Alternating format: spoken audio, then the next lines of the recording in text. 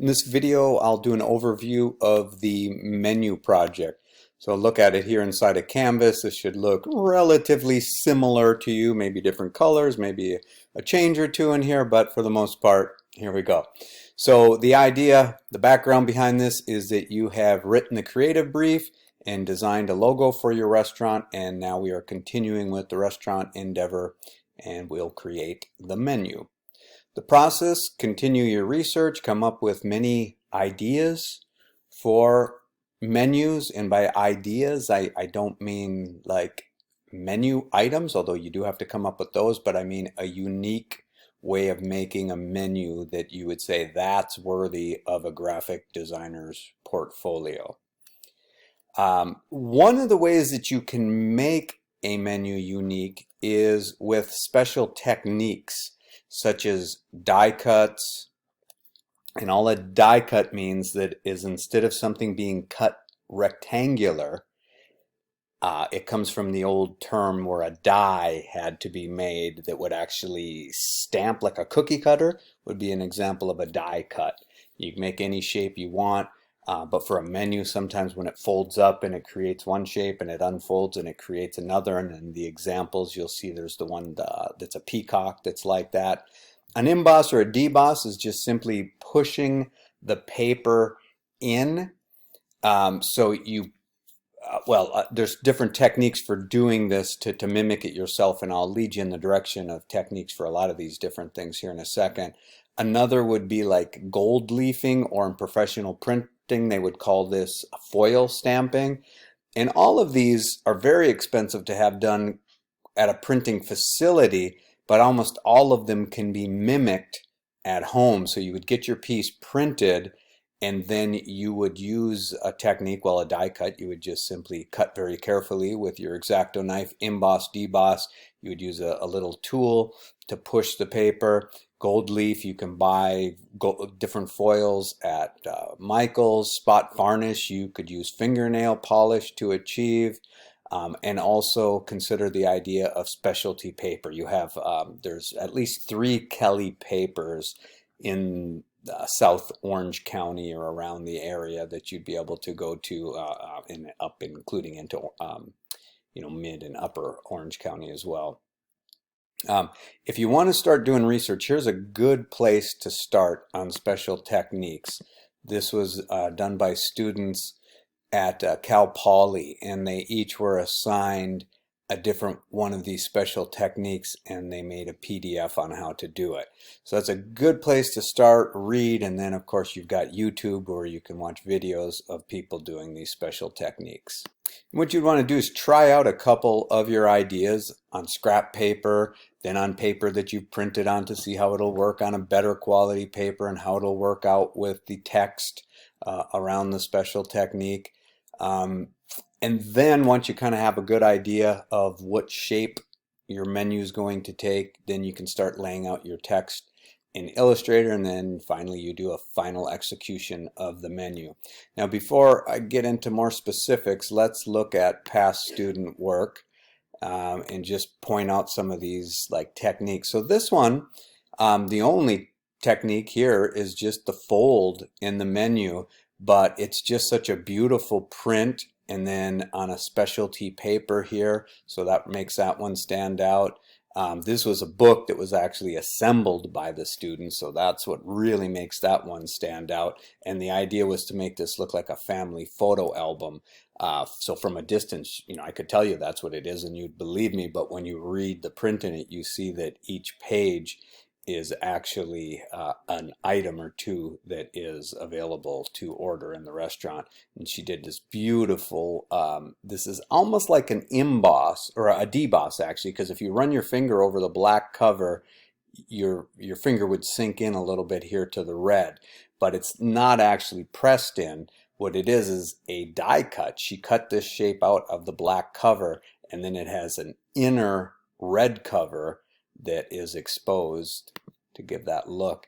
Here's another one that was just a little like pocket folder that was created by folding the outer specialty paper together, and then just a simple print and fold on the outside, but just very unique because it was for something that didn't make sense to have a full-size menu. And then of course this is, you know, the granddaddy of them all with the menus stitched together. She did a die cut here and glued this on the front to make it look like an emboss. And all the individual pages of the menu are die cut because, again, they're not rectangular.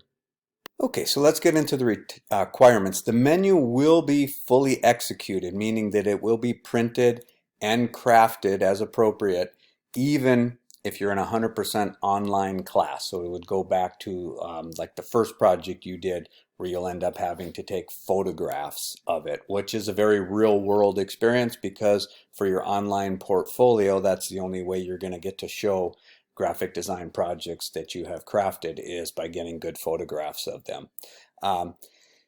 The menu will have a clear hierarchical structure so that the audience knows what are the important groupings of the items on the menu. The menu will have a logical grid-like structure of aligned items, so things won't just be randomly or haphazardly placed on there. It will be very methodically laid out. That doesn't mean that you need to be a master on grids right now. It just means simple alignments, like dragging out guides in Illustrator as you're working on it. This is a very special kind of project, so I can't give you a minimum requirement as far as how many things have to be on the menu. It needs to make sense for your type of restaurant. So your menu should end up looking just like it should. It'll be obvious to you and to me what kind of effort you put into it.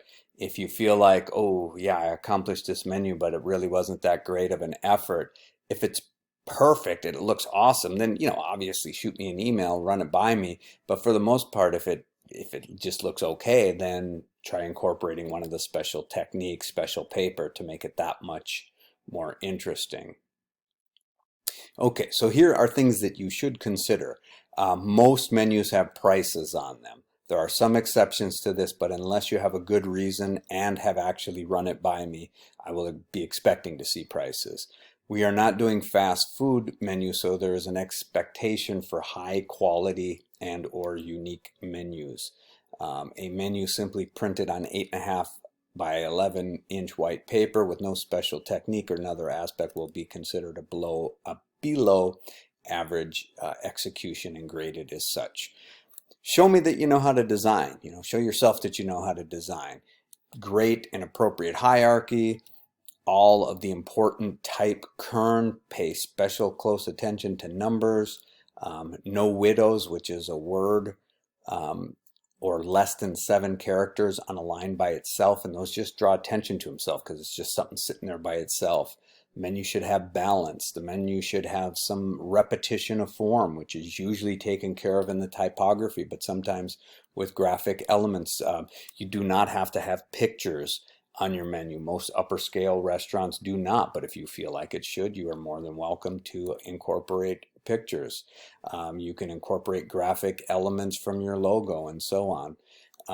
Remember to keep an eye out on white space and margins. A good rule of thumb is that 30 to 40% of your design should be white space, meaning nothing there, just the color of the paper or the color of the background, and everything else that you've learned so far in this class and as a graphic designer apply to the menu. Your logo should appear on your menu. After all, it is the logo for the restaurant. When you put a logo on anything, it should be given a decent amount of respectful white space around it. A good rule of thumb is that nothing should be placed next to the logo within a space or margin that's equal to the size of the logo. So if you think of like a typical bug type logo, like the Apple logo, you could measure how wide is the logo at the size you have placed it. And if it's 1 inch, then there should be nothing within 1 inch on each side. If it's much larger, like on a billboard, and it's 3 feet across, then nothing should be placed within 3 feet of each side of the logo. Any suggestions or corrections given with your logo grade should be applied. So, it's a continuous evolving type structure, this menus. So if, you just like had some really bad kerning, just for a example on your logo, you'd fix that before you put it on the menu. And if you come up with a better idea for your logo, definitely go for it. Improvements for the better are always welcome. You should have as many items on your menu as your research dictates. You do not get extra points for a supersized menu. You get real world points for having an appropriate, well-designed menu that has been dictated by your research for your restaurant. The turn-in. Please read the instructions in Canvas prior to turning in the menu and for all of its process checks. You will turn in your actual menu, or if online, will be photographs. You will also turn in your Illustrator file.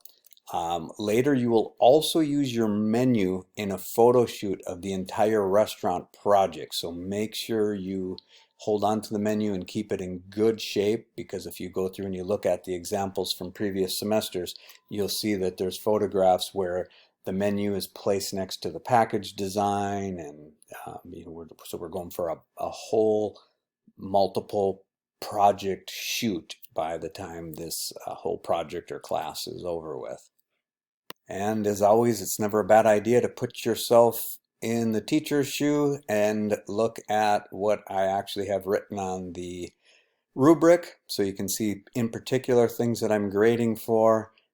Smart thing would be to look at this whole thing up here as a checklist as you're working on the project, and then here when you're in like the last week getting ready to turn it in. So you're saying, yeah, he's definitely going to be looking at that, and I should make sure that that is corrected, or make sure I go in and look really close at the kerning or whatever it is.